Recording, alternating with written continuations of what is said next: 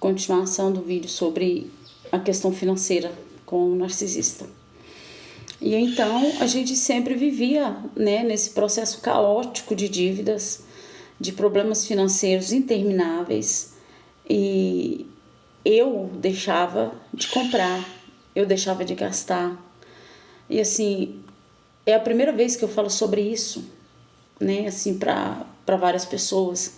Eu sempre falava muito para pessoas mais íntimas, mais chegadas, porque realmente é uma situação que me incomodava muito. E eu sempre tentava remediar, né? Eu sempre tentava buscar um extra, procurar dinheiro, sei lá, pegar emprestado. Eu sempre dava meus pulos. E isso só me endividava. E isso foram mais de 20 anos. E assim, na época eu tinha minha mãe que me ajudava muito, né?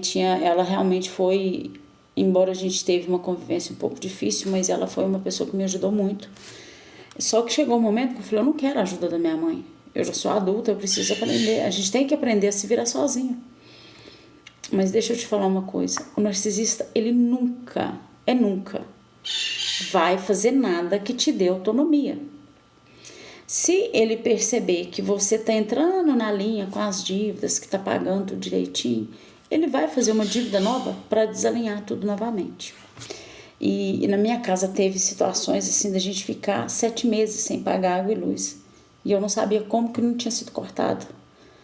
Já fiquei várias vezes sem água, sem luz. Na época a internet não era tão popular.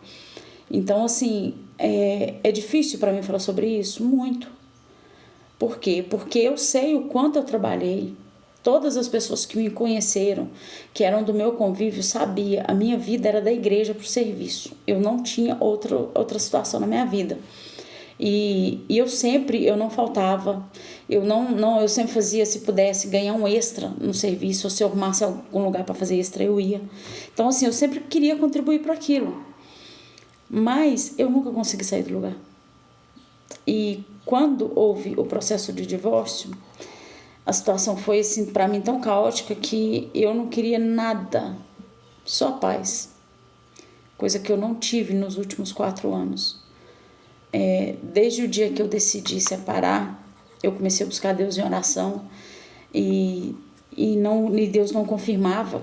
Até o dia que Ele confirmou foram 4 anos. E eu não sei como eu suportei isso tudo. Mas durante esses 4 anos eu estudei, eu busquei conhecimento sobre relacionamento tóxico, eu busquei conhecimento sobre autoestima, eu fiz terapia, eu seguia o Pablo Marçal, sigo até hoje, que também foi assim, uma virada de chave na minha vida. Aprendi muita coisa com ele, assisti as lives até de madrugada, comecei a fazer exercício físico, ou seja, fui mudando a minha vida, mesmo dentro do caos. Então, por isso que hoje eu falo que a gente precisa escolher. Eu sei que não é fácil a gente sair de uma dependência emocional, como eu tinha, e era muito grave.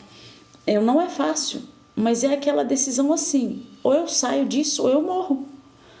Eu pensei em me matar várias vezes, várias, não foi uma, não foi 2, mas eu pensava nos meus filhos. Então, eu pedi a Deus para me dar uma saída, e eu consegui sair, consegui. 100%? Não.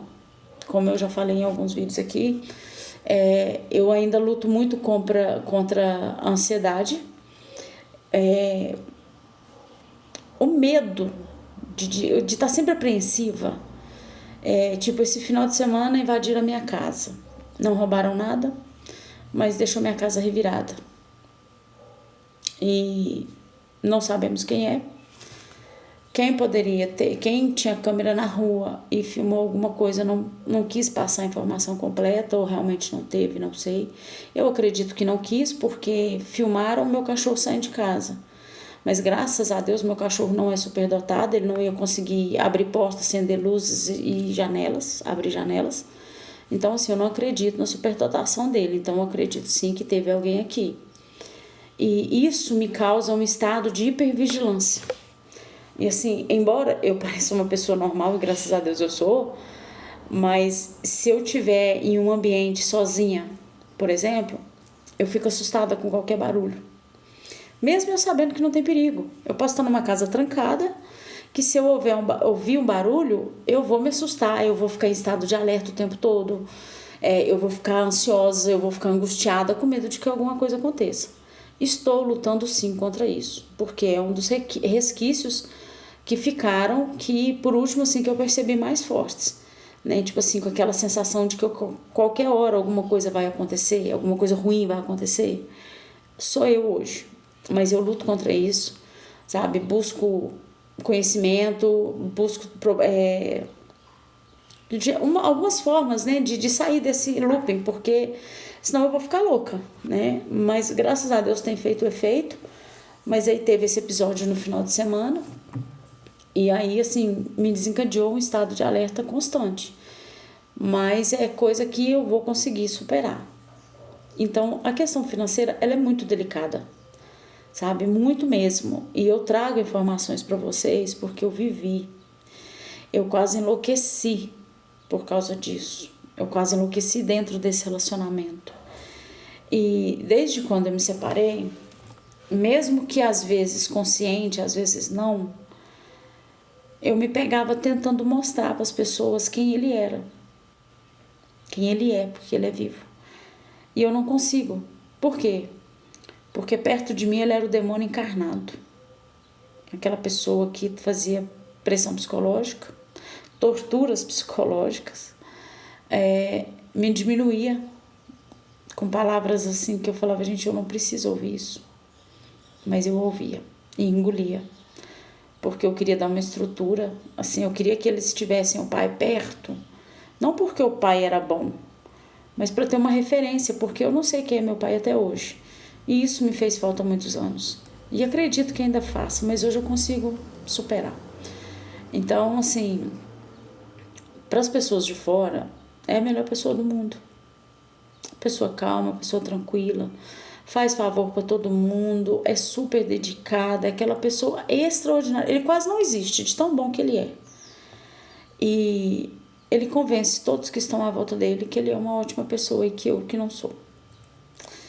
E hoje eu amanheci com esse sentimento de gravar esse vídeo, né, sobre a questão financeira e a respeito dessa situação de me silenciar a respeito dele. Vou continuar falando sobre o narcisismo? Lógico, preciso falar. Por quê? Porque eu não tive só um, eu não tive só ele, né? Eu desde a infância eu venho convivendo com pessoas narcisistas. E eu tive uma temporada e ainda faço algumas faxinas e eu tive em casas que os donos das casas eram narcisistas.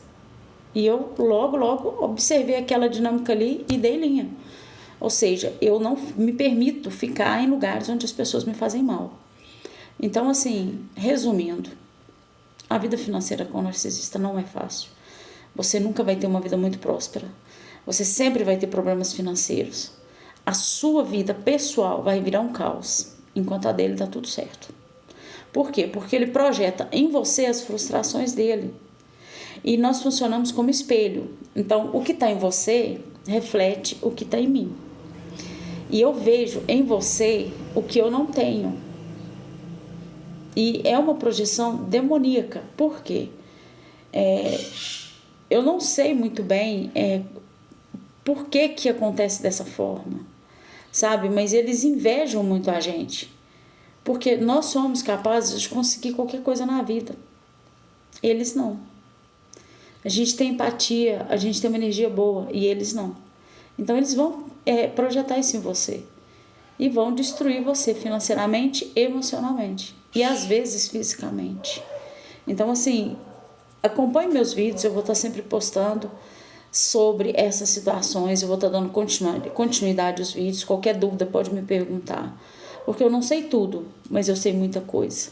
Porque mais de 20 anos é muita coisa, são muitas coisas que aconteceram. Então fica no canal, assiste aí, acompanha aí que estarei postando sempre alguma coisa a respeito.